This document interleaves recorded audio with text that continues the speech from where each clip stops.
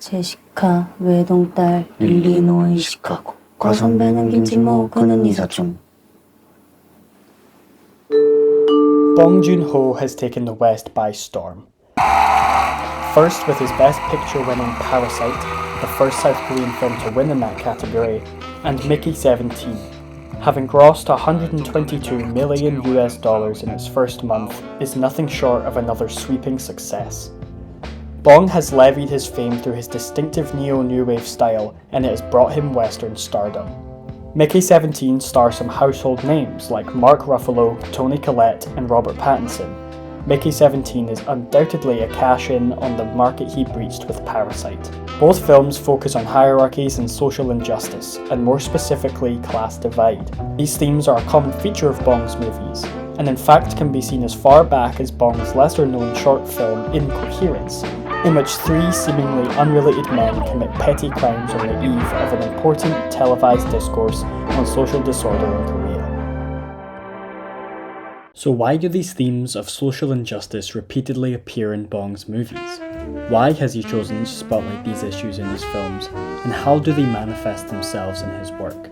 This is what I wish to explore within Parasite and Mickey 17. How both movies use their distinctive styles to spotlight these issues, and where the influences that crafted these films and Bong Joon-Ho originate.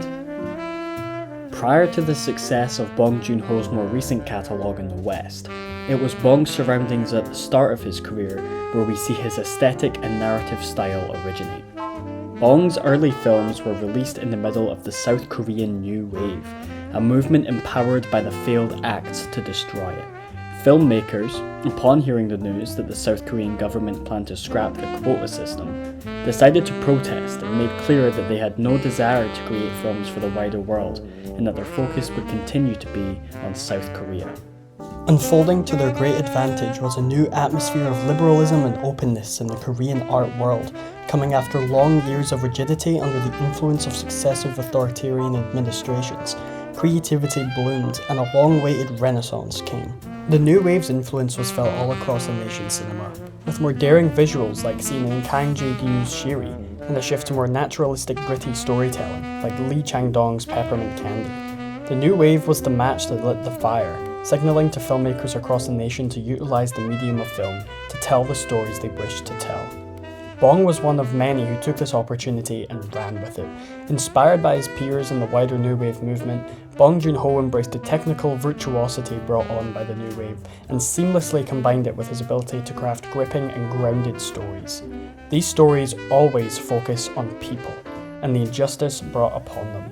Bong's movies, like many others released during the New Wave, were political, and Bong did not wish to hide these themes in the background of his movies. Social injustice is at the forefront of his movies, and he has repeatedly crafted delicate commentaries on contemporary issues ever since. 19 years after Bong's first feature film, Barking Dogs Never Bite, came Parasite, a striking movie that focuses on the issues of class within South Korea. Due to Bong's ingenious use of visual storytelling, dialogue, and metaphor, Parasite's story resonated with millions worldwide. The use of height levels to signify status, with the Kim's family living literally below level, and the Parks living at the top of the hill, and colour coordination, with the Kims wearing navy blues and beige at the beginning, then transitioning into the Parks' crisp whites and void blacks. It might not be anything new, but it is Bong's flawless application of these storytelling methods that creates such a poignant and digestible story. It was in Alireza Farahbakash's The Social Implications of Metaphor in Bong Joon-Ho's Parasite where I found the most eloquent explanation of Parasite's double entendre title. The Parks can also be considered parasites, in the sense that in a capitalist society, the rich do nothing and the lower class have to do all the dirty work. Bong has even confirmed this in an interview, saying, "But if you look at it the other way, you can say that the rich family are also parasites in terms of labour. They can't even wash dishes. They can't drive themselves, so they leech off the poor family's labour, so both are parasites." Mickey 17 also presents its issues at the front of its story. Just like Parasite, the issues are given to you on a silver platter. Mickey Barnes is a man with nothing left. He signs up for a space expedition to be an expendable, a job in which all he is paid to do is die and then be reborn. He finds himself in a place in society so low that the most important thing about him is his death. The imagery used within the film of the hell-like pit that Mickey's body is thrown into when he dies, juxtaposed against the luminescent womb he is reborn from, just for him to be sent to and die again, is a poignant difference which highlights the vicious cycle which runs our capitalist society. You work to live, to die, and that's what Mickey 17 is about. There's undeniably commentary on hierarchies, wealth and humanity, but the presentation of the working class is no more valuable than their material selves is stark. Bong Joon-Ho placed such a simple yet effective metaphor for the working class within the first 20 minutes of Mickey 17, and I feel it is persistently overlooked. Not only does Mickey 17 spotlight these issues, but it literally leads with them. 사실 정치적인 풍자, political satire만을 위해서 영화를 만들지는 않는데. Bong Joon-Ho has crafted a filmography that spotlights social injustice to the highest degree, and his most recent movies, Parasite and Mickey 17, are no exception.